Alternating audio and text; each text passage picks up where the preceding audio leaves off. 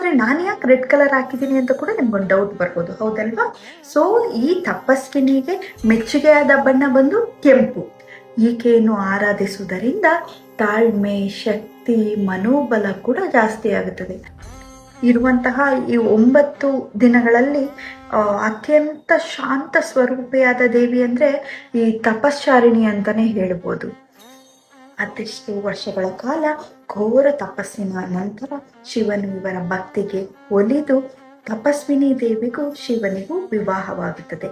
ವಿವಾಹದ ನಂತರ ತಪಸ್ವಿನಿ ದೇವಿಯನ್ನು ಅಪರ್ಣ ಅಂತ ಕೂಡ ಕರೀತಾರೆ. ಇವತ್ತಿನ ಸಂಚಿಕೆಯಲ್ಲಿ ಬ್ರಹ್ಮಚಾರಿಣಿ ದೇವಿಯ ಬಗ್ಗೆ ನಾನಿಷ್ಟೊತ್ತು ನಿಮಗೆಲ್ಲ ತಿಳಿಸ್ಕೊಟ್ಟಿದ್ದೀನಿ. ಇವತ್ತಿನ ಈ ಸಂಚಿಕೆಯಲ್ಲಿ ನಾವೇನು ತಿಳ್ಕೊಂಡ್ವಿ ಅಂದರೆ, ನಮಗೇನು ಬೇಕು ಅನ್ನೋದು ದೇವರಿಗೆ ಖಂಡಿತವಾಗಿಯೂ ಗೊತ್ತು. ಕೊಡೋದು ಸ್ವಲ್ಪ ತಡ ಆಗ್ಬೋದು, ಆದರೆ ಒಂದು ದಿನ ನಮಗೇನು ಬೇಕು ದೇವ್ರು ಕೊಟ್ಟೇ ಕೊಡ್ತಾನೆ. ಸೊ ಆ ತಾಳ್ಮೆನ ನಮ್ಮಲ್ಲಿ ನಾವು ಯಾವಾಗಲೂ ತಂದ್ಕೊಳ್ಬೇಕು. ಎಸ್ಪೆಷಲಿ ನಾನು ಇದರಿಂದ ತುಂಬಾ ಕಲಿತಾ ಇದ್ದೀನಿ. ಈ ಸೀರೀಸ್ ನನಗೆ ತುಂಬಾ ಹೆಲ್ಪ್ ಆಗ್ತಾ ಇದೆ. ಆ್ಯಂಡ್ ನಿನ್ನೆಯಿಂದ ಯಾರೆಲ್ಲ ನನಗೆ ಸಪೋರ್ಟ್ ಮಾಡ್ತಾ ಇದ್ದೀರಾ, ಥ್ಯಾಂಕ್ ಯು ಸೋ ಮಚ್.